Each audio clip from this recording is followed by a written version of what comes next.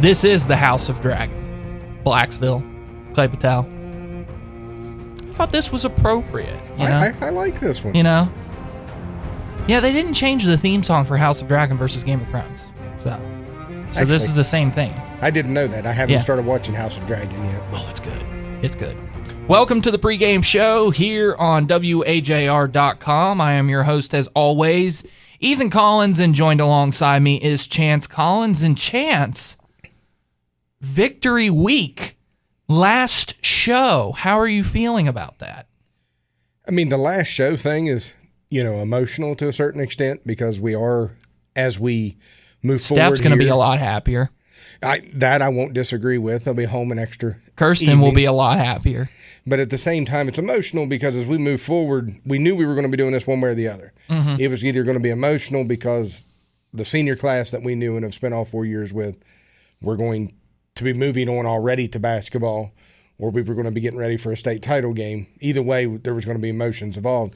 The nice part is these emotions, as we move into this last show, is we get to play one more game. We do get to play one more game. We will not be on the call. For those of you that are probably wondering, I'm sorry, but we will not be on there. The big boys at Metro News have the exclusive rights to that, and we will not be able to call the game. However, we will be cheering for the CBs, and we will be in Charleston sometime, depending. One of us is going to be on the sidelines, being the most biased red hat of all time. So if you see a guy in a red jacket holding up play while the television commercials are going on, please don't yell at him because it's going to be me. And he might have somebody managing his cord. Don't trip over it. Don't step on it. Don't do anything with it because Chance Collins might be managing that cord. If his daughter comes with him, he'll be in the stands holding his sign proud that says Public School State Champions. That's the only time we're ever going to mention this on the show. But this first segment, we want to go into the Cameron review, and man, what a game it was for the CBs. It was an up and down game, and I have actually was just having a conversation with my father the other day about the point. I listened to LePo's interview afterwards about them playing kind of, with their whole soul and talking about being a family and a team, and it's just not what we put on the front of a T-shirt, that they truly do it. And Braden Ponceroff bringing up in the locker room, like, we're a family. We're going to stick together through thick and thin. There was plenty of times in this game if the CBs wanted, and I know this is a bad term to use, but if they wanted to give up or if they wanted to panic, that opportunity was there. They never did. They played the full game as a team. Nobody ever pointed a finger, as sometimes happens when you get in them pressure situations.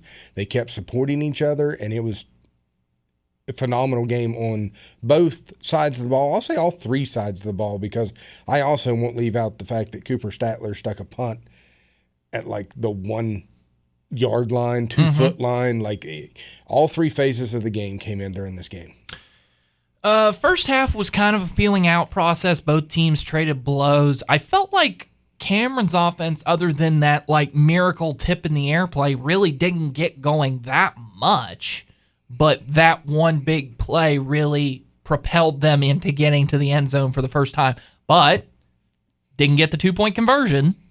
So you ended up with the opportunity, and then the CBs capitalize on it, and they end up going into the locker room up 8-6 with a chance to go up another score to go into the second half. You thought you had all the momentum. And then, as you talk about, you had that little miscue on special teams with the onside kick, but you pointed out something about that. What did you see on that onside kick? I just know the jersey. I'm not sure the player's name. I can't remember who it was, but actually I have the sheet in front of me here. Let me look at it real quick. Brian Thomas was out for 4 weeks, came back this week versus us, or last Friday. Was it Saturday? Saturday. Came back last Saturday versus us, and he was the one that recovered the onside kick that was unable to be recovered by Sleeth there. I'll also do this. I know Sleeth was kicking his butt at the time. There's no doubt about that. Really good onside kick by the Cameron kicker. Got a nice bounce off of it. Well done. But it was Brian Thomas, a player they hadn't had for 4 weeks, that did come up with the recovery. Anyways, you move on to that. Yes, they got a touchdown out of it. They reclaimed the lead, but CB's just absolutely responded. And mainly into that third quarter, I thought Braden's one-handed catch and run for a touchdown was what completely flipped the game in terms of momentum, and the CBs just didn't give it back. Would you agree? I think so. I think it was there. It was one of them. Braden, if you're listening, I'm okay you didn't follow through with the two hands like you had promised. He was not going to catch that if he had two hands. The reach on that I've seen the picture. It was phenomenal on his end. I will say that they say it's a game of momentum back and forth. Several times Cameron took momentum. But the thing with momentum is it can switch sides, and it's normally the team that can find a way to sustain that momentum. And after that catch, it feels like Clay-Battelle never allowed Cameron to take back the momentum. They finally found a way to sustain keeping the momentum on their side, made some defensive plays, and then made a couple extra offensive plays too.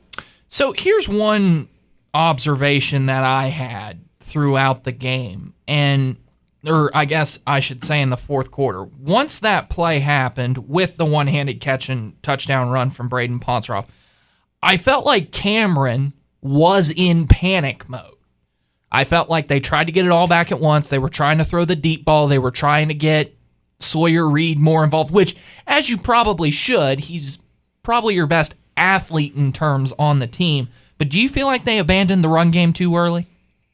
We was kind of talking about this. I don't know if they abandoned the run game too early as much as I think they stopped running with the guy they needed to be running with. Case and Angel, no offense to anybody on our team, he's the best athlete on that field last Saturday. And I think he was banged up. I won't say that he was 100%, but I really feel like maybe Coach Brown, when he looks back at things, may have wished that he ran Angel a little bit more, barring there's not some injury that we don't know about at that time. He may have been trying to. Well, he was hobbling his ankle very much in the Wahama game. I'm sure he was pretty banged up, but you're not going to take that guy out of the game. I thought their touchdown run after the onside kick was a perfect play design. You roll him out. He has the option to run, but he has Sawyer Reed one-on-one. He wasn't going to take that matchup with Sawyer Reed and Cody Clovis. And then it looked like he was going to tuck it and run, and then just a last-minute decision, he decides to lob it over the defense's head and just catch it to the tight end and score the touchdown. But that was before the one-handed catch.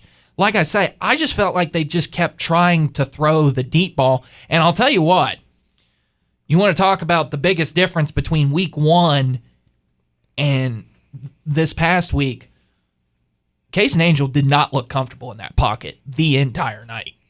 No, the way they were coached, this is a shout-out to Coach Aller, probably Coach LePeau too, having his little 2 cents in on it. And Butch Varner.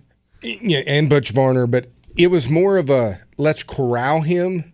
If we come up with a sack, it's because all four of us kind of meet in the middle upon the quarterback, and to see what Josh Wilson and Huggy Bear, and I'm trying to think as we go down the line here, but that defensive line, just kind of how they corralled in, held Case and Angel in the pocket. He never felt comfortable, and I'll be honest, I never felt, as much as I think he was the best athlete and his feet are dangerous, I never really felt Case and Angel got comfortable in the run game either. Yeah. So did you feel like Tim Brown got out-coached by LePeau? Because I feel like he did. I told you, we did speak about this before. There's part of me that wants to say yes, and then there's part of me as I watch that game, I do believe he had injuries that he was trying to cover up, and it made his coaching decisions a little bit more difficult. That was one of the things we talked about going into that game, that we were healthy majority of the round, a couple players with some bruises here and there, but overall we were pretty healthy. They had some players that were out, and I think you'd had to change how he coached is what I will say. But in the end, if you lose the game, you almost got to say you were out-coached. That's just the way it is. But the players also outplayed the other 11 players on the field out there by Cameron. All right, I think that's going to do it for our Cameron wrap-up. When we come back after this short break, it's never too early to talk about next year, right, Chance? I agree. All right, so let's get into a season preview of next year, the 2026 CB's preview, coming up here on WAJR.com. Josh Heinerman here with Advanced HVAC and Plumbing. For over 25 years, we have been making Morgantown homes cozy and efficient. From emergency repairs to energy-efficient upgrades, your comfort is our top priority. A proud supporter of high school athletics, Advanced is the area's only factory-authorized Carrier dealer, but we can service any brand or model. Carrier, turn to the experts and turn to Advanced.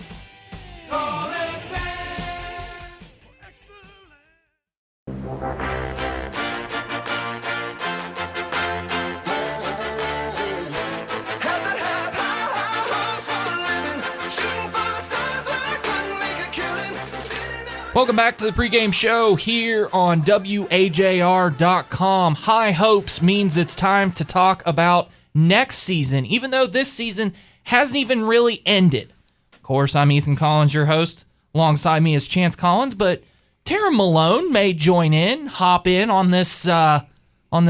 Taryn, how are you doing? Pretty good. How are you? I'm doing just fine. All right, so let's get right into it, Chance. I want to go over this kind of quickly, but not too quickly. We have some diagrams that we will put on our YouTube stream for those of you that want to kind of look and see what we have to talk about. But I'm going to get into a little bit of notes here, what we can expect from the talent that we have coming back.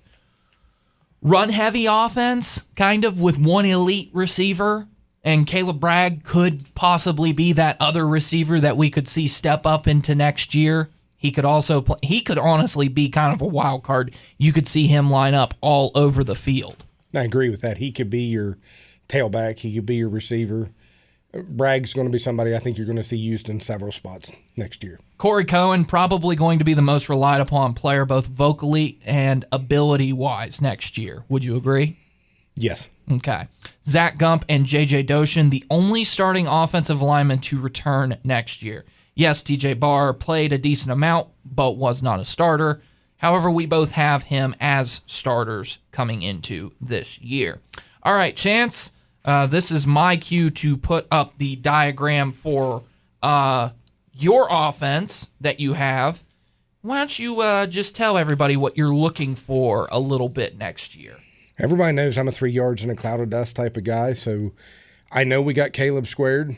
We also got Damon Cohen moving up as a freshman to a sophomore, and I seen what he done in his limited time on the field. I kind of feel like we have 3 tailbacks and a quarterback who can run. He can pass, but he can also run. I just feel that the flex bone sets us up for the best offense, still giving us Clovis and Bragg on the outside. I think sometimes when you want to go a little bit on the heavy side, you're probably going to see McLaughlin at the tight end position with Bragg coming off the field, either coming off the field or possibly substituting as a wingback. Yeah, as one of your wingbacks. I kind of have a similar situation. I have 3 formations that I've really gone with, but I want you to talk about your starting 5 offensive line. Go from left tackle to right tackle for me, and let's see what you have, because I think we have different alignments in the offensive line. Yeah, let me go here. I've got Jacob Layton at left tackle, Mm-hmm. Dylan Johnson at left guard, TJ Barr at center, JJ Doshin at right guard, and Zach Gump at right tackle. Okay, so the only 2 people that are returning starters from last year, JJ Doshin and Zach Gump. Gump is the only one returning to his position that he played at last year. We both have JJ Doshin as our right guards for next year. Why? Tell me why you think we should move him to guard. We like to pull the right guard, and I think JJ and his mobility is something we can take advantage of. He's also blocking guys 5 yards down the field. You see him after plays, and he's 5 yards down the field getting a guy. And to tell you the truth, I tend to agree. Why do you have TJ Barr at the center position? You know, we've talked about this before, and you hate to be negative on anybody, but sometimes you're only given the God-given talent or size that you're given. And unless TJ Barr grows another 3 to 4 inches this offseason, which he's in high school, hey, it can happen. I feel the best way to take advantage of what he does well is to move him to center, because I think it takes a little bit of the weakness that he has with his size away. And I want to put that kid in the best position I feel to succeed.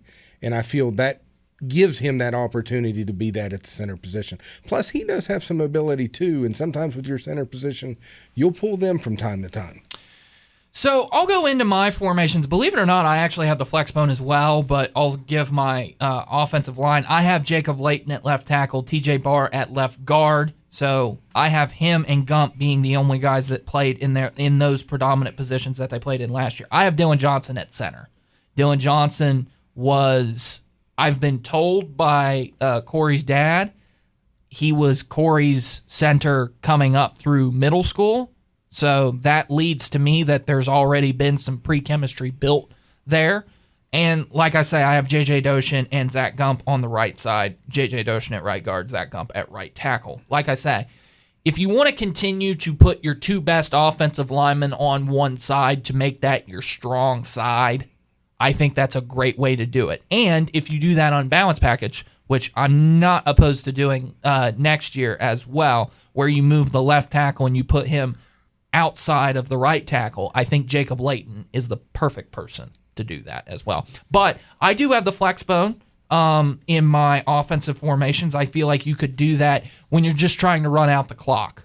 You know, sort of you have the lead and you're trying to churn yards and you're trying to run that clock. Hall and Snodgrass as my wingbacks, Damon Cohen as my fullback, Caleb Bragg and Cody Clovis as my wide receivers. But there was a formation that I've seen a couple times in the playoffs and late in the regular season where you have a offset shotgun formation. They call it split backs.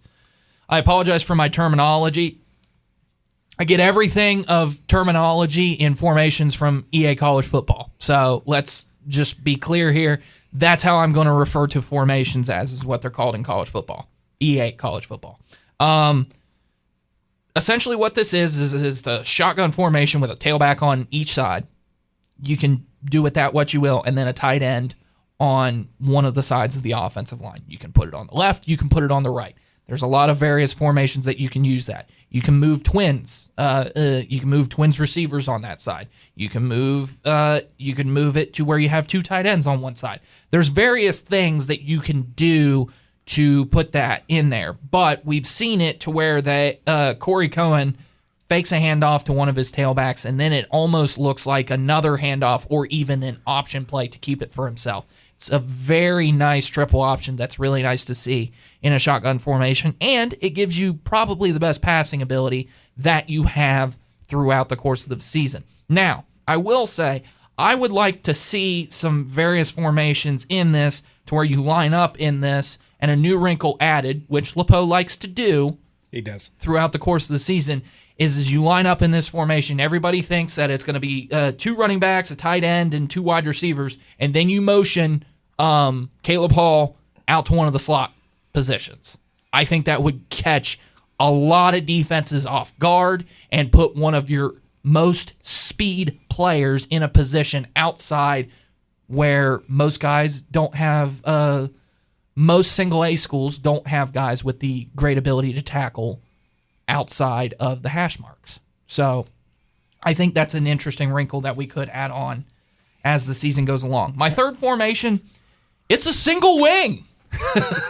It's a single wing, and you could do that in various types. You could do it as just a pure single wing. You could also do it as a offset I formation. And what I mean by that is that Caleb Snodgrass can line up as a wing back or as kind of a second tight end behind the first tight end in Damon Cohen, or you could have him lined up as a straight pure fullback and have him kind of seal the edge, and everybody's like, oh, well, they're running to the right side. And then you just do a quick reverse play to Caleb Snodgrass, and he runs to the weak side left. And he'll beat those guys in a foot race, I feel like, every time. I want to touch real quick, Ethan, on the bench players, the guys that we're not mentioning starting our 11. I've got Gavin McLaughlin, tight end, quarterback, running back. I think he can be another one of them kind of wild cards in an offense. You've got Jules Vega, probably going to be a backup wide receiver. Eli Cottrell. Eli Cottrell's backup wide receiver. And then you got Dirty Reed, who's probably a backup wide receiver, tailback. Once again, on a couple of them kids, it's one of them. I am rooting for them to take a growth spurt like some kids do in high school. I know that kid wants nothing more, Reed does, to be on that football field and contributing next year, and I really hope he does. I do think Jules Vega can contribute in a way next year that can win us ball games, and that is when you watch that kid as he's went through the season, Jules Vega will be a kicker for us next year that will make a major contribution to us. Go ahead. Do you guys happen to have the schedule for next year? We do, but I'm not at liberty to tell you what it is. I think, honestly, they could have an opportunity to make a deep playoff run next season. Legitimately. I mean, I think you got to grab that mic here. Do I need to grab this mic? Is that better? That's much way better.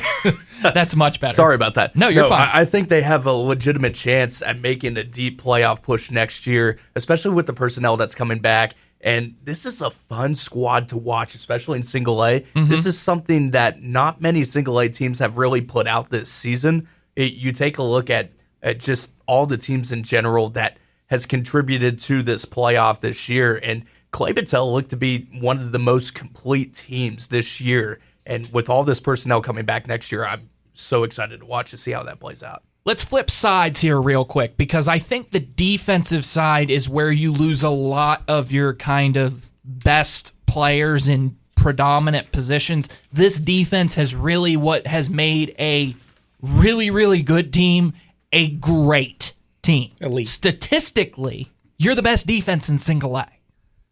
And you're losing a lot of starters. You have guys that were starting on defense that didn't start on offense, having fresh legs pretty much every time going into those snaps. And I'm talking about Tyson Price and Josh Wilson. Those guys are going to be extremely missed on the defensive side next year. But Chance, you and I have different formations when it comes to the defensive side, but I think I pulled your chain a little bit, and you're almost coming to my side. I do like yours. I'll start out with mine. 4-3, classic 4-3. Just classic 4-3, starting on the left side of the line, moving to the right. I've got Dylan Johnson, Zach Gump, Jacob Layton, and J.J. Doshin. Moving from left to right, the linebacker positions, Caleb Hall, Damon Cohen, Caleb Snodgrass. Moving to we'll say the backfield from left to right, I've got Caleb Bragg, Corey Cohen, Gavin McLaughlin, and Cody Clovis as your other cornerback on the other side. Now, I'm sorry, but I got to have to pick on you a little bit. You don't have the ball hawk himself, Eli Cottrell, on the starting defensive side. I do believe Eli is going to get plenty of playing time as it goes along, but he's probably my first substitute at this time. And I know you brought it up, but I'm going to bring it up, and this is for Eli to get into the weight room, and it's not a knock on him. I know he's been hitting the weights, but it's one of them – you need a little bit more. We're losing a lot of size on this defense, and I just feel like we need that, at least in the starting 11, we need a little bit more on the size in there. You know, if Eli, like we said, if some of these kids going from sophomore to junior take that 3 to 4 inch growth and hit the weight room, they can just as easily put themselves in this starting 11. There's a kid, I say kid, he was probably 10 years older than me, but there was a guy who played for Williamstown. And I'm going to use this as a reference because I grew up watching Williamstown football. Okay. There was a guy who, see, now I talked about him and I'm blanking on his name. Okay. But he had one of the best ball hawking abilities that I have ever seen at a safety position. Now, do I think Eli Cottrell should play the safety position? No. I think he should play corner. I think Cody Clovis should play corner. If you want to pick on Eli Cottrell, that's fine. It worked pretty well for us this year, other than Cameron. Yeah, and I think if you gave Eli Cottrell that again, he'd just grab him. He grew. I mean, you go from week one. You know, yes, he got beat. That was week one of his first week of his sophomore season, if I'm correct, and. He's lined up against one of the best receivers in single A. With one of the best quarterbacks. Probably who's going to get whatever you call it, all-state first team or whatever. Cameron Powell. That's his name. Okay. That's his name from Williamstown. Sorry. It just came to me. It just took me a minute. But if Eli Cottrell's listening to this, go watch a guy named Cameron Powell at Williamstown and watch his defensive plays. I'm telling you, that's who Eli Cottrell reminds me of. I would like to also add that since this is now the first ever time that Clay-Battelle has made it to a state championship game, and LePeau can prove that he can win at Clay-Battelle, do we see some transfers come into Clay-Battelle and try to help with this program next season? I don't like to rely on it because we don't know what's going to happen. Right. I mean, yes, in a theoretical world, I would love 2 more Morgantown and University High rejects to come in here. Any 100 or Valley Wetzel kids want to come and actually win football games? As you mentioned, come over here. I think that's the area, as Taryn brings that up, I think that's the area that you get the kids from. I would love to get them from Morgantown because you're kind of moving down in classification, so you're almost immediate starter. I do think if you're Valley Wetzel, if you're a kid going to Valley Wetzel, do you really want to go 1-9 next year? Or as Taryn said, we got all our athletes coming back. We're actually just looking for offensive linemen. I feel, at least on the offensive side of the thing, and some depth. Well, Taryn, I'd like to also add, you're a former Wetzel County. Well, I would like to also add that there is now plans set in place for a new consolidated school in Wetzel County. They've bought the land, they're breaking ground, but it's going to take about 4 or 5 years. And all these kids are already getting impatient, especially out at Valley in the 100 area. The kids from 100, they've split. They went to North Marion. They went to Clay-Battelle as well. So expect some of those Valley kids as well coming out to Clay-Battelle or even North Marion by next season, because a lot of people are irritated at the fact of where this school really is, guys. This is out of the way. If you're a New Martinsville resident, it works out great for you. But if you are anybody else in Wetzel County, good luck. So anticipate a couple more kids coming from the Valley area, maybe even North Marion, just to come and join this program, because LePeau has proved that he can find keys to success to get to this title game. As you bring that up, I can say, if the article is correct that I've done, and we all know construction can sometimes get delayed, their goal is the 2029 school season. But as you say that, I want to bring something else up on you with, like you said, where they put the school.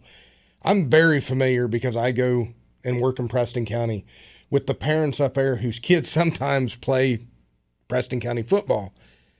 You know, if you're coming from Aurora, you ain't getting home to 10:30 at night after practice. Correct. Do you really want to do that, or do you want to play somewhere a little bit closer? There's several kids. I think it's a huge advantage to university.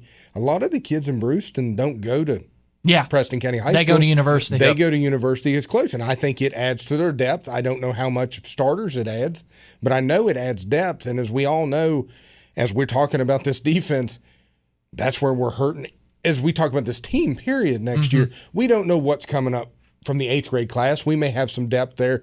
Who would have thought we'd had a Jacob Layton this year? I think he could have started on the offensive line this year.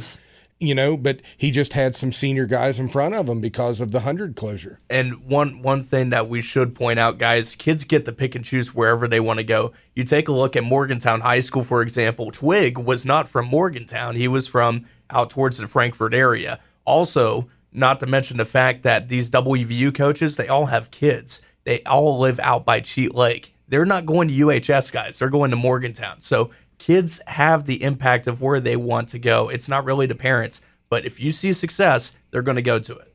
And I'll bring this up. We also know that NIL is available. Let's move on. No, hold on. Let's move on, guys. Let's go there. Do you get, I mean, if you have a school that you want to keep repeating being competitive, do you get some local businesses in the Blacksville area that find a way to somehow, it don't take a fortune in high school football to get some kid who's going to be a backup somewhere to come play and start for you. I know you want to move on from it. Yeah. I think it's going to play, and I know it will play much more drastically in Quad A and Triple A than it does anywhere else. This is something I do think, you know, if we keep this up over the next 2 to 3 years, is going to become much more prevalent in the game. I'll bring it up as we sit here and talk. We were off the air. I don't know what's going on at WVU, but there's got to be something going on there today because we got guys that leaving Penn State to come here. That's what happens when they lose their coach. Well, but okay then. If I'm correct, Tulane didn't lose their coach. We got a tailback from there. Tulane did lose their coach. Okay, he went to Florida. Florida. Yeah. But at the same time, as a West Virginia head coach, that's what you do. You look for the school that lost their head coach, and you go get the 3-star and the 4-star recruit and bring them in. I'm just saying that there has to be money transferring somewhere inside these city limits with the recruiting class we're getting. If Clay-Battelle wins this title, look out. That's all I'm going to say. If Clay-Battelle wins this title, look out. Okay. I agree. All right. My lineup defensively, guys. We went a little out of the way. 5-2-5. Almost the same, identical as last year. 5 guys on the D-line. Nose guard, Zach Gump. Zach's going to have to play both ways next year. I think every one of these guys we name off, even if it's in a substitute position, is going to have to play both ways come next year, unless what Taryn says comes to fruition. D tackles of Jacob Layton and J.J. Doshin. D ends or outside linebackers of Caleb Hall and Caleb Snodgrass. I think Caleb Hall was an awesome outside linebacker last year. You know how many blindside hits he put on the quarterback, how many interceptions he put going into coverage. Caleb Hall's going to be a monster on defense. He honestly might be. This is going to be a Caleb Hall masterclass coming over in these next 2 years. Inside middle linebackers, I have T.J. Barr and Damon Cohen. T.J. Barr is your Cooper Payton replacement, your constant blitzing inside linebacker that goes right up to the D line, acts like he's going to blitz every time. Damon Cohen is your Cooper Statler replacement. I know that's a lot of pressure to put on a defensive side to only a sophomore. That kid loves to hit people, okay? That is a family that loves to hit people, and I'll get to why here in just a second, because you got Corey Cohen at the strong side safety replacing Braden Ponceroff, helping out in run support, because that kid loves to hit people. Free safety, Caleb Bragg, no changes there. Did an excellent job at the free safety position. I don't feel a need to really change that. Cornerback, Cody Clovis really grew into the cornerback position. I thought he was one of the best corners in single A by the time the playoffs rolled around. He shut down a lot of corners, picked off a lot of balls, and every time he had the ball in his hands in open space, you felt like he could go all the way. That's going to be a guy to watch out for. And the ball hawk, Eli Cottrell, cannot be denied the field next year. He has to be on the field on the defensive side. I do not care what kind of size he lacks. He's going to grow sophomore to junior year. It happens with everyone. And if it does, as I said, I mean, as I think you and me both will agree, as we do these starting lineups to anybody we're not mentioning, that's why I mentioned the kids that are not in our starting lineups.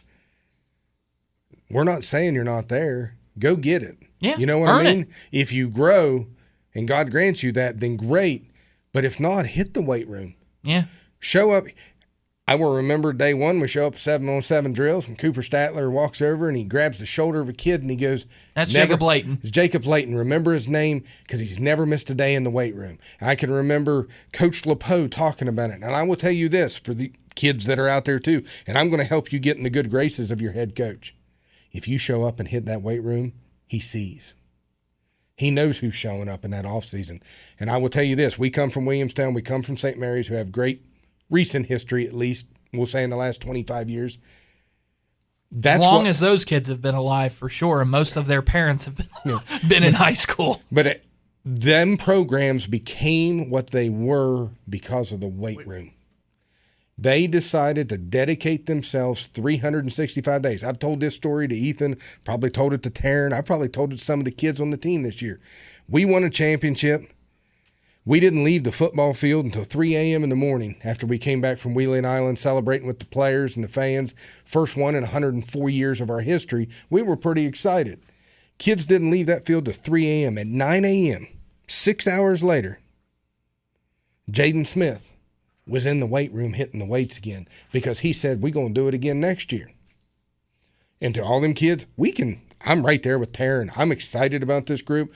We lack sometimes in the size right now is what I will say up front. But when it comes to athletes, and you can win in single A with athletes, we are really, really excited. The one game, I mean, we brought it up. The one game, it was Caleb Hall, it was Caleb Snodgrass, and it was Corey Cohen that's done all our scoring and all our yards. That was just because defense decided to take Braden Ponser off and Cody Clovis. Well, Cody may have had a play because I know he's coming back next year too, but they took Huggins out at the receiver position. Our seniors didn't contribute because that's who they chose to shut down. But when you can win with sophomores and juniors like that, how can you not be excited about the group that's coming back? I'm excited of Jules Vega because I seen what he was doing before the Cameron game kicking. Give me a summer with him. I've got 3 teams next year. Central, Clay-Battelle, Pendleton. That's your top 3. No question about it. And one of them should go to AA next year. Now, I will tell you this. I'm going to add a 4th in there. I'm going to add Cameron. And the reason I'm going to add Cameron is you got their tailback back. They're going to get the kid back that got hurt. Sawyer You Reed lose back. Angel. Sawyer You lose Reed. Angel. I understand that, but You do lose him, but what I think they're going to do is you're either going to see Taylor Brown or you're going to – I think I originally said Reed's going to move to the quarterback position. I have now changed my mind. I think you're either going to see Taylor Brown or somebody else move to the quarterback because I think Reed's just too good to move from the receiver position. But I'm right there with you. I'm just adding a 4th team that I – Both Clay-Battelle and Wheeling Central need to beef up the schedule. No question about it. Go on and play Wheeling Central in the regular season. Well, how many games do we want to play? We want to play 4? Because, I mean, it divides by points. I mean, we could just schedule 4 really good games and then – Go play Wheeling Central. Wheeling Central. Did you guys hear the sarcasm in that? I'm sorry. Yes, I heard you. We're going to wrap it up there. All right, so that was next season's preview. Gosh, we could talk for hours about that. I could. I want to just reiterate what Taryn's saying. And I know you are too because of the talks we've had off the radio. To those that listen to this that are not seniors, we are excited, kids. I hope Friday night goes our way. I think we can win Friday night. I do. But if it doesn't, I don't know how many teams I've seen not get there the first year. But that experience and the heartache leads to it happening the next year. Look at Cameron. Look at what they did in the quarterfinals against Wahama. Yeah, absolutely. To try and take revenge. And I'll tell you, Cameron's going to be gunning for you next year. They will be. They're not happy that they lost to you and you ended their season. You're going to have to come in, defend your home field because you went there during the regular season. You're going to have to defend your home field, and they're going to be angry. Now you have a bigger target on your back since you've made it to the title game as well. That's correct. All right. That's going to do it for the season preview. We'll come back and have the coaches interview here on WAJR.com. Next year. Z-Bart is your local expert for automotive appearance and protection. Let's talk about rust.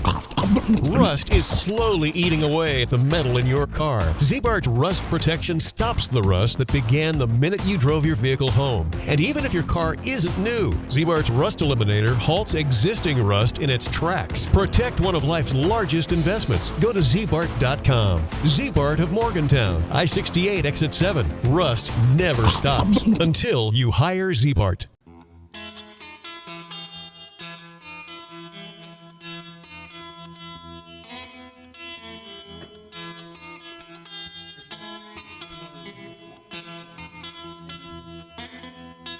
Hot air hangs like a dead man from a white oak tree. People sitting on porches thinking how things used to be. Dark night. It's a dark night. Welcome back to the pregame show here on WAJR.com. Wheeling Central Dark Night Preview Edition. So, joined by Chance Collins. I'm Ethan Collins, your host. But, Taryn, this is where you earn your money. Oh, we get paid? No, not for this. Okay. Not for this. Figuratively speaking. Figuratively speaking. Oh, excellent. This is where you earn your time. For the question, as he said that, I will ask Taryn, why so serious? Okay. So, I was going to have the numbers behind this matchup with Jonathan. I'll pull that up real quickly here. But, Taryn, I'm going to ask you first, is Wheeling Central beatable? Yes. Ask Barnesville and Fort Fry. No. And a legitimate standpoint, going back to last week against Pendleton County, Pendleton had them on the brink, guys. Like, Pendleton was trailing by a single point after a blocked PAT. It was 21-20. Then Wheeling Central came out and did what Wheeling Central always does. They pulled away, and they really shut you guys down, or them specifically in Pendleton County. They shut them down defensively, and they pulled it out last week with a 43-20 win over Pendleton County. But Wheeling Central is beatable, and there's a lot of keys to success if you want to beat Wheeling Central this year. Okay, so Jonathan was kind enough to send me his general notes of analysis. 180 miles to Charleston, 176 miles from Clay-Battelle to Charleston. First state championship appearance, of course, for Clay-Battelle. 11 straight wins for the CBs. Wheeling Central has 11 state titles since 2000. And Mike Young has coached 8 of those title games, and Mike Young is perfect in his state title games at a perfect 8-0. This is the inaugural meeting between Clay-Battelle and Wheeling Central. Maybe not the last. Who knows? Clay-Battelle was established in 1939. Wheeling Central Catholic established in 1898. Clay-Battelle 2-1 on the road and in neutral games. I'm looking here. So Wheeling Central Catholic 2-2 away from home. 21st season under Mike Young. 46-9 playoff record. 35.1 points per game, 18.1 points per game.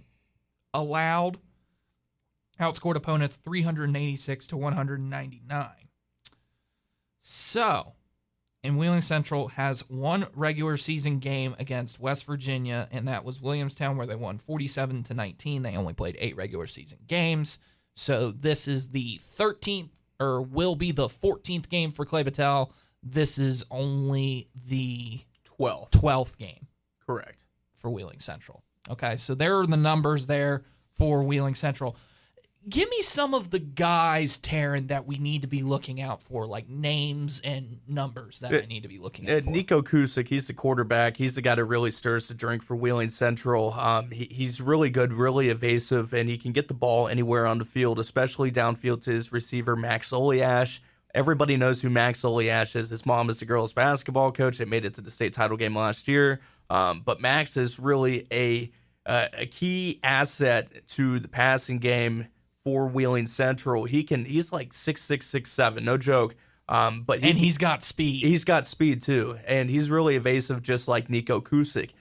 Those guys are really the offensive weapons. And then I haven't even got to Cade Coronis. He is a stud running back, guys, and I think he's only a sophomore or junior, so he'll be back again next year. But he's a senior. Is he a senior? Mm-hmm. Okay. He does have a younger brother, though, and Tyler Coronis, who's a freshman. Yes. So he can really tote the ball at any given point, at any point of the field. So really, their offensive line is what works for them. You got to shut down that offensive line because Kusick has plenty of time in the pocket to roll out and get it to your receivers downfield, or you can get it to the hands of Coronis and they can just break free and zoom down the field and score. So in order to stop Wheeling Central's style of play, you've got to start fast. And you're going to want to get the ball first, I think. In my opinion, you really need to set the tone early, go down, score, punch them in the mouth first, and try to force that hand on them. They hate being under pressure, especially against that game under Barnesville when they played against Barnesville in the regular season. That Barnesville dominated pretty much every aspect of that game. It wasn't even close. It's like a 43-14 win for Barnesville.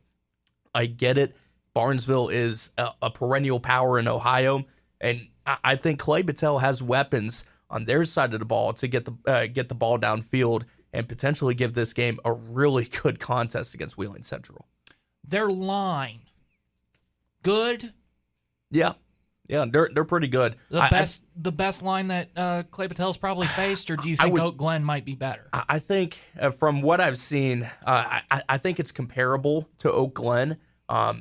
because I seen Oak Glen play, and this was against Bridgeport, Ohio. So take this as you will. But they really had a lot of similarities. The blocking for, I believe it was number 2 for Oak Glen. I forget his name, but it's kind of a similar contrast in styles, really. You have some size up front that can really help get your running back in place for a big burst of speed to get downfield. But I think it's really comparable to that Oak Glen starting offensive line. 6'7", 290. They have a Zach Gump on their team. Cool. I'm just looking right here. 6'7", 290, 5'90", 225, 5'11", 270, 5'10", 250, 5'10", 205, 5'11", 215, 6'1", 230. That's kind of... Health works for you, for rehab and fitness too. Keeping high school athletes healthy is something that HealthWorks Rehab and Fitness takes great pride in. That's why our certified athletic trainers work with many area schools during practice and on the sidelines during tonight's game. Unfortunately, injuries do happen in sports, at work, and at home. At HealthWorks, our goal remains the same, to get you back in action.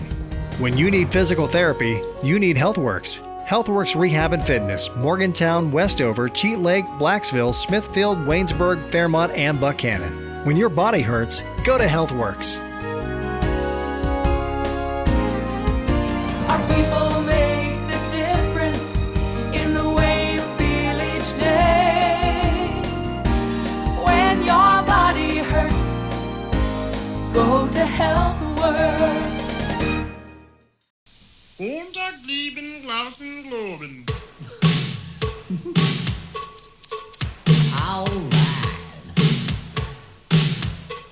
I got something to say.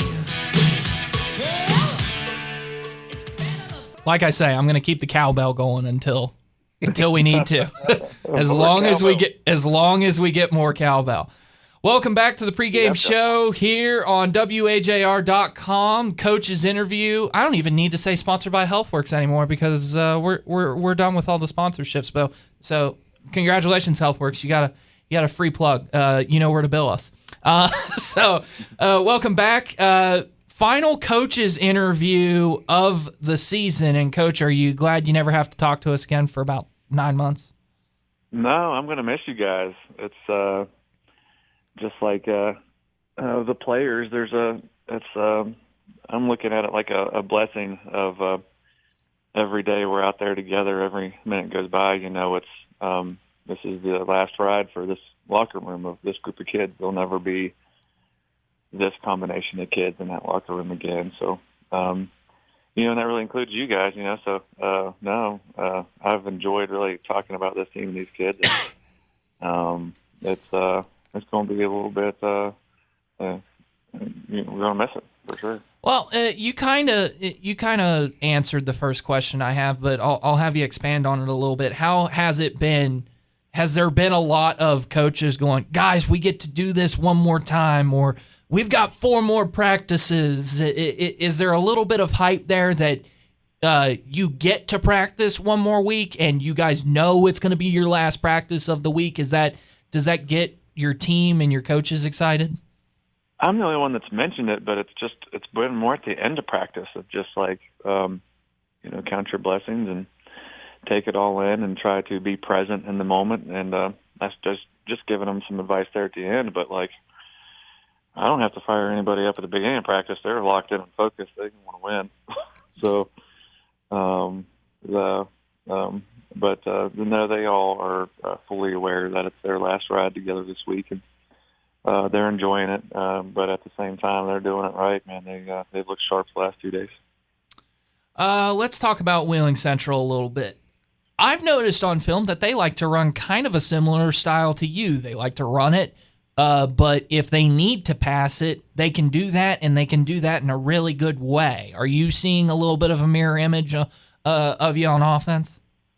I think that's fair. I think our run game is a little more diverse. They run a lot, a heavy dose of buck sweep and then quarterback counter.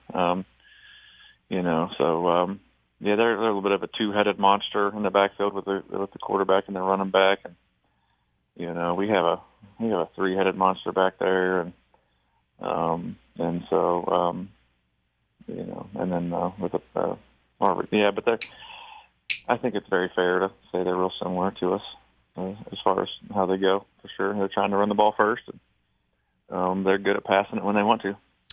I'm going to ask you this question, and then I'll kind of answer it myself, and then you can throw in your thoughts. But growing up in Williamstown, we always knew that there was the big bad Wheeling Central. And have you and they like to dye their hair bleach blonde, and they'll come out with the new uniforms, and but that's always been when it was at Wheeling Island, they had to drive 5 minutes to go to their stadium. Now it's in Charleston, so it's a little bit more of a road trip for them now. But I guess my question is have you guys really prepared more for the monster that is Wheeling Central mentally, or have you just stuck to what you have said in practice, what I've heard you say in practice, which is, guys, they're an opponent, don't overestimate them or don't underestimate them? I mean, I don't know how to prepare any different for a bunch of bleach blonde boys. I mean, no, they're going to bleach. They're going to all have bleach blonde hair. No, they listen. No, you're right. You're right. We don't underestimate anybody, but we sure as heck don't overestimate them either. But we also know that this is the most difficult opponent we've faced to date, and we're going to need to play a very good football game to have a chance to beat them. And it's kind of interesting. You mentioned the bleach blonde stuff. It's Ivan Drago with bleach blonde and Rocky IV, and that's kind of the approach we're taking. I'm sure they've got all kind of fancy technology and things that I don't know. Maybe that now that they have some extra money, since they're getting Hope Scholarship money on top of tuition money, they probably have more disposable income now to be able to get all kind of fancy things to prepare for. But we're going to do what like Rocky did in Rocky IV. We're going to do it old school. We're going to turn our bodies into we have turned our bodies into a piece of iron, and all season it's been blocking and tackling and being the toughest football team on the field, and then good Lord willing, the wins take care of themselves. So, no, that's definitely our approach, but we also kind of have that, we haven't put them on a pedestal, but it's Rocky IV for us, for sure. I was going to say, you bring that up, and I mean, we do have snow on the ground outside, so are the boys running hills in the snow?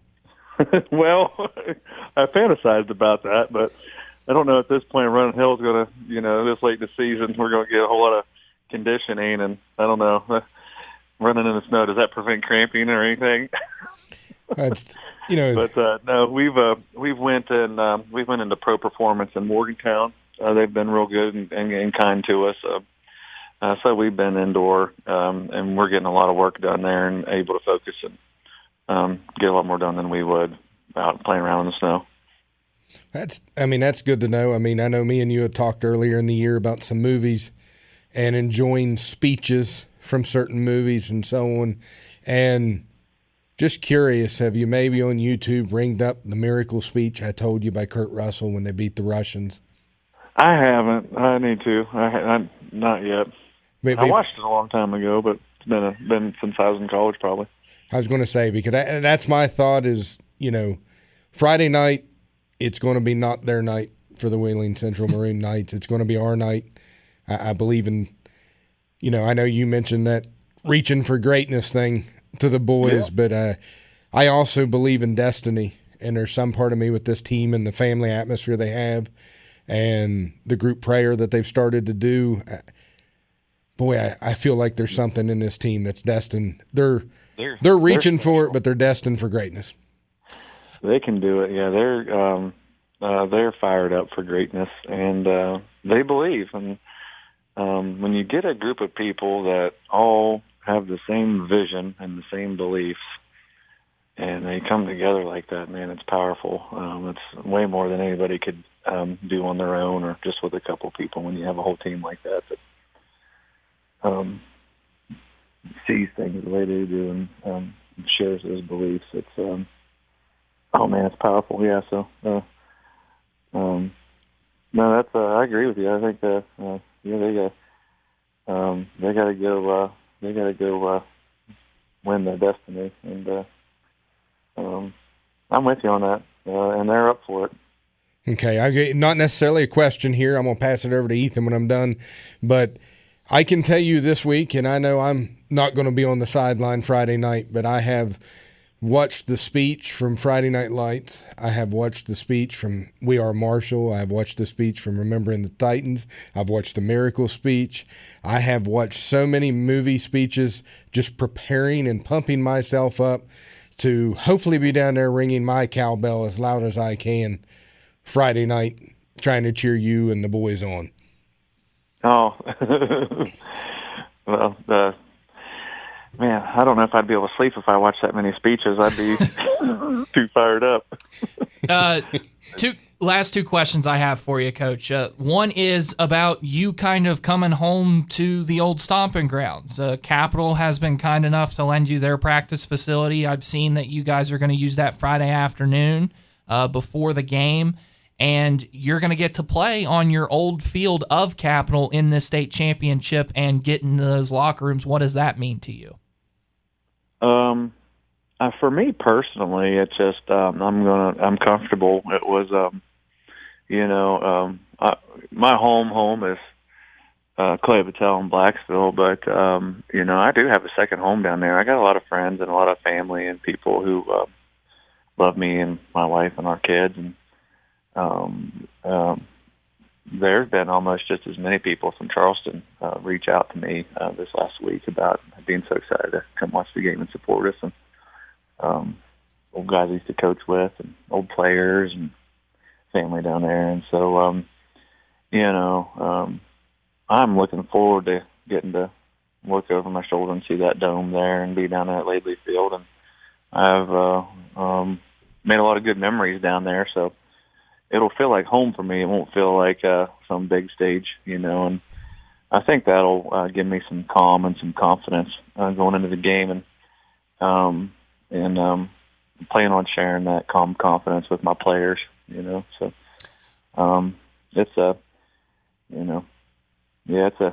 it's going to, I don't know how to describe it.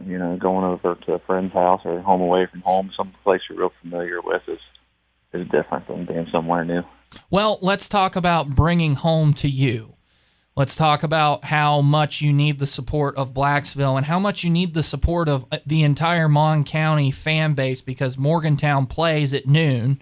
I've told people, go watch your Mohegans play at noon, go do your Christmas shopping, maybe get some good barbecue down in the DuPont area, and then come back and watch the Seabees play at 7. How much do you need that atmosphere behind you come Friday night? Oh, the players and the whole team just thrives off of that energy. It feeds us. The Cameron game, I've loved hearing more and more cowbell. The cowbell has been great, but there was a third down in the Cameron semifinal game, and people were. I just heard this rumble, like in it. Sometimes you hear like a bass subwoofer inside your chest, and you feel it rumble inside your chest, and I felt that rumble inside my chest. What is that? And that was everybody stomping up and down with their feet on the bleachers, trying to make noise while Cameron was doing a third down, and I could feel it in my chest, and my players could feel it on the sideline, and just, again, it's just like our team is, I just talked about this vision and this goal we have, and, we share that with our community, and they're with us, so it's not just our team, and we set out to do this football thing the right way, and, in a way with integrity, in a way that, exemplifies, being tough, grit, together, not quitting, some spirit-led family values, and we, our community is right there with us, and it's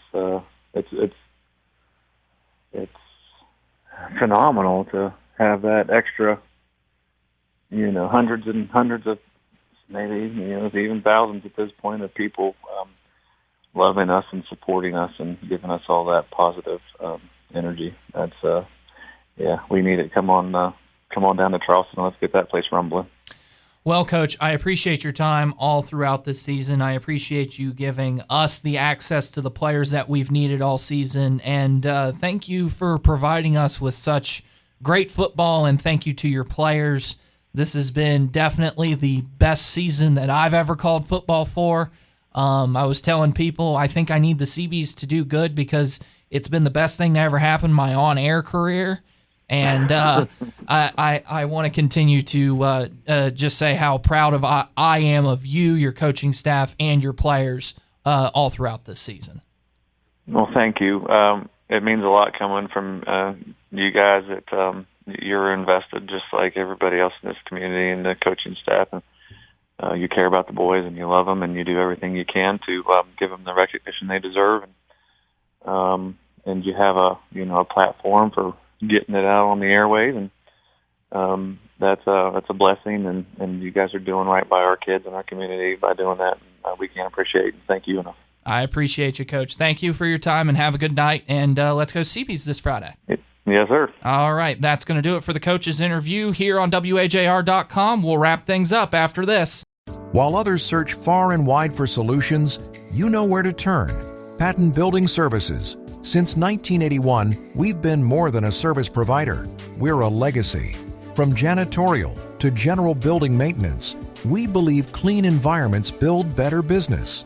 We don't just maintain buildings, we maintain communities. Patton Building Services. Beyond cleaning, total building care. Find us online at pattonbuildingservices.com.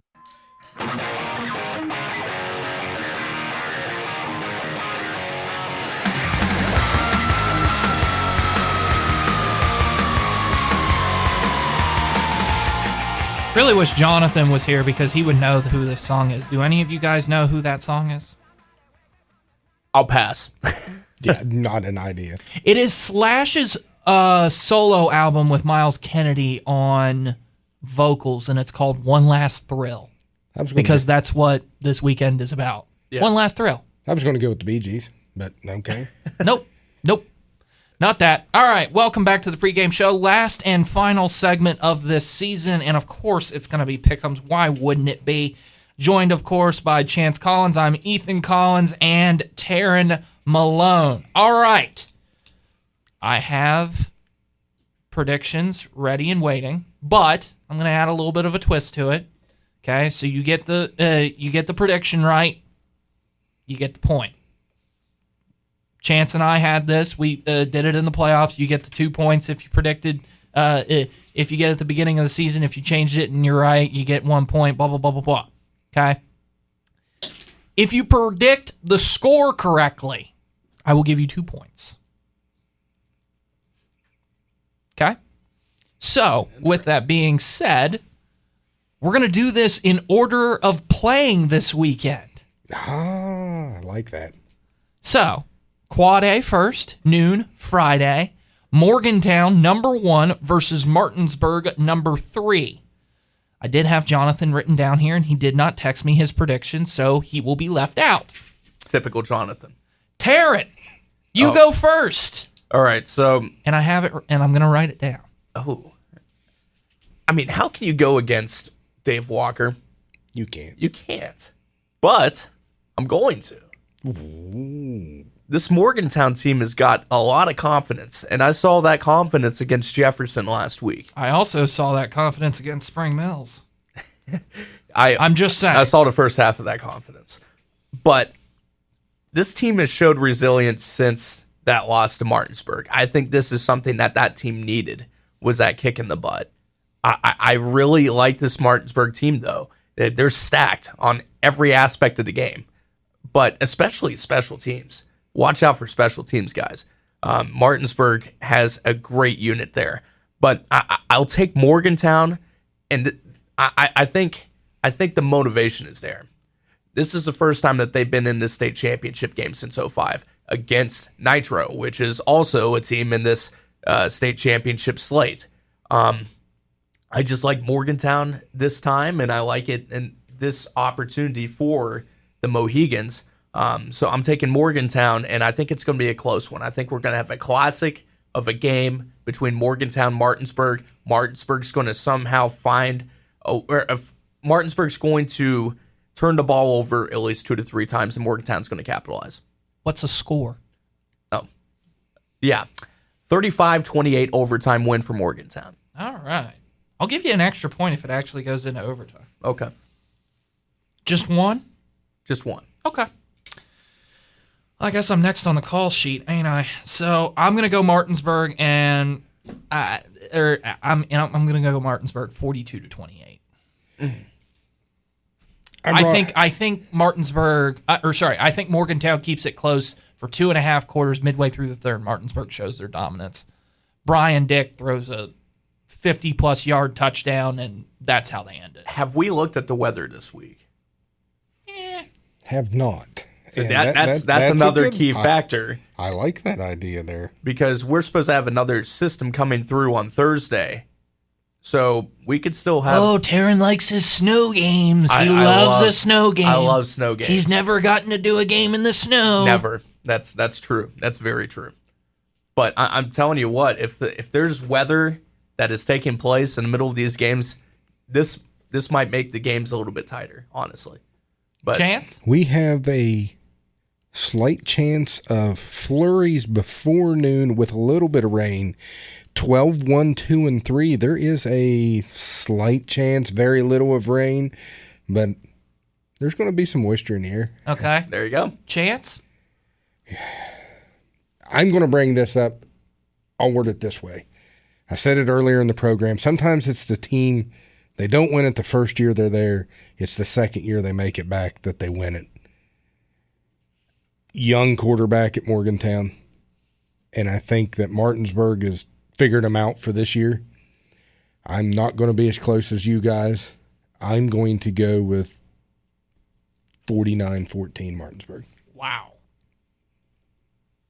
I hope I'm wrong for Morgantown's sake. I do. I don't want to be that way, but I have all the respect in the world for Morgantown's not going to show up to the Clay-Battelle game now just because you said they're going to get blown out in the state championship. Good job, Chance. Yeah, good job, Chance. I'm just giving them more time to make it out to the barbecue place, get their shopping done before they get back to the field. Rolling clock, that way they can get out sooner and then Single A.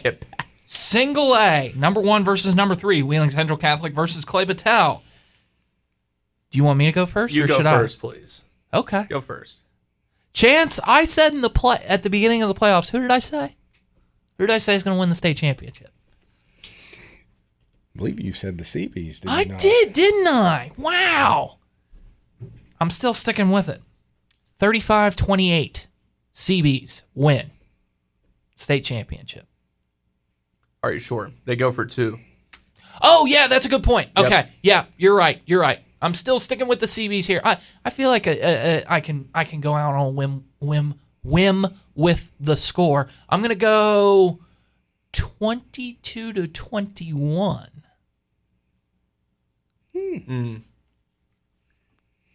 10% chance of rain at night. A little bit of clouds. Temperatures looking to be somewhere between 38 and 33 is the prediction as far as weather goes. I'll tell you what, though, if it comes down to a 2-point conversion to win this game, I'm taking the CBs.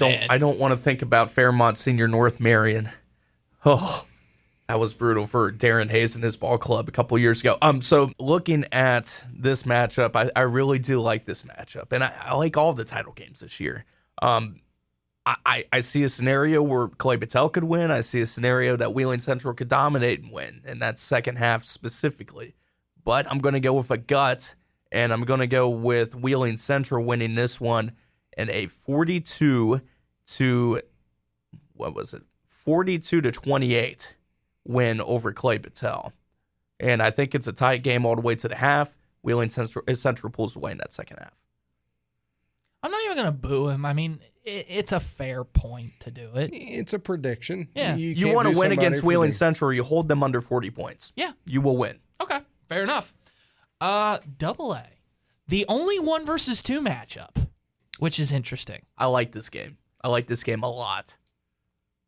I don't know how I feel about it. This is domination versus one of Chance's hidden gems that he loves to root for. So, Chance, I'll let you go first. Bluefield versus Frankfurt. I mean, my pick of Frankfurt at the beginning of the season still stands as far as our picks go, but I'm going to pick with my heart. I'm going to go with my Beavers. I think they're going to find a way. Frankfurt beats you by just beating you. They're physical. The Beavers are going to show up, and the athleticism is going to win them the game.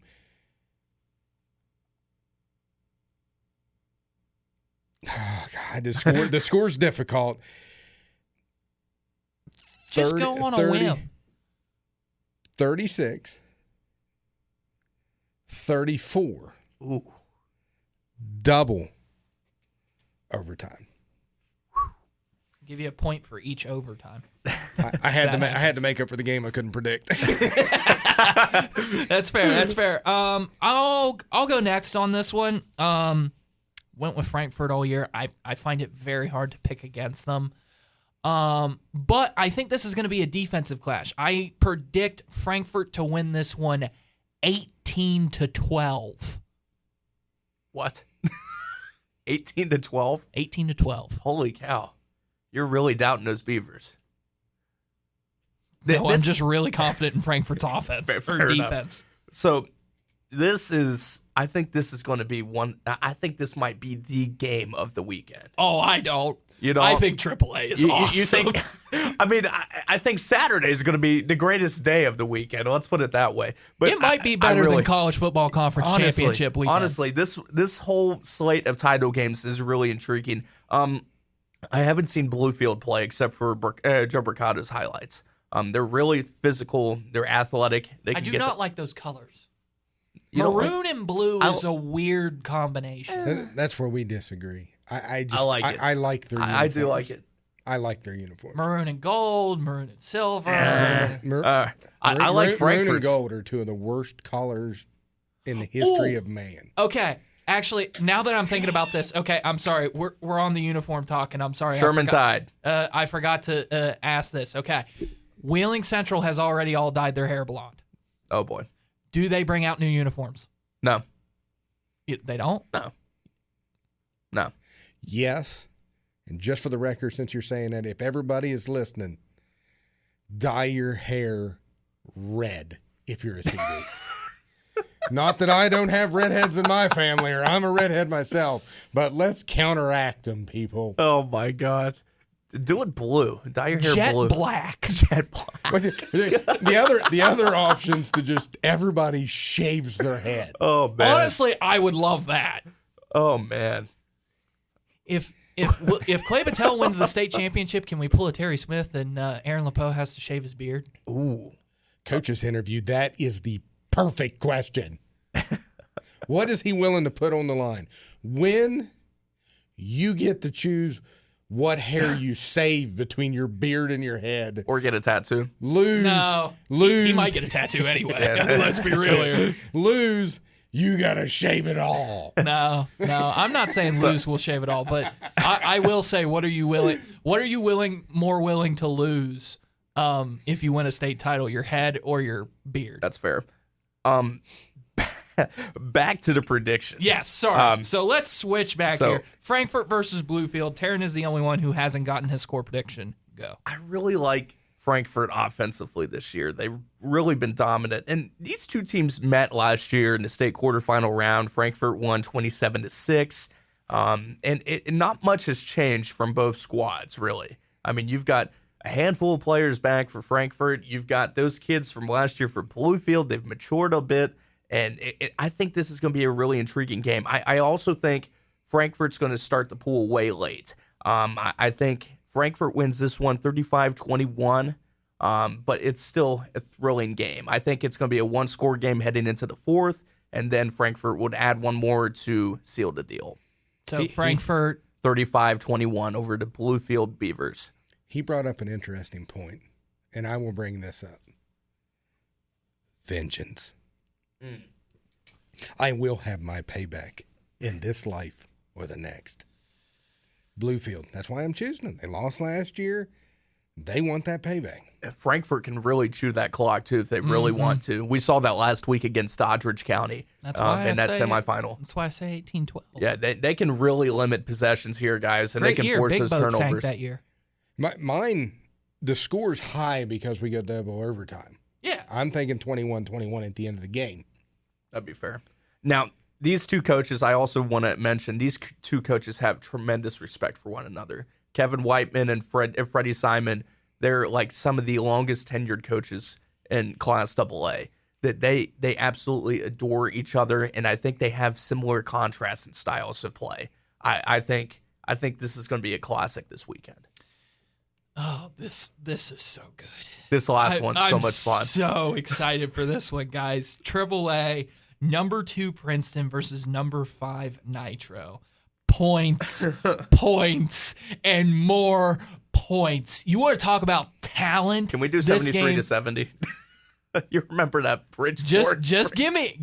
I'm telling you, I not say that Bridgeport and Princeton were going to meet in the state title and it was going to be 63 to 56? Oh. Chance, I'm about there. You're going to have a lot of work to do on those highlights in this one. I'm not doing highlights. I'm doing stills. Bricado is doing the highlights, so have fun.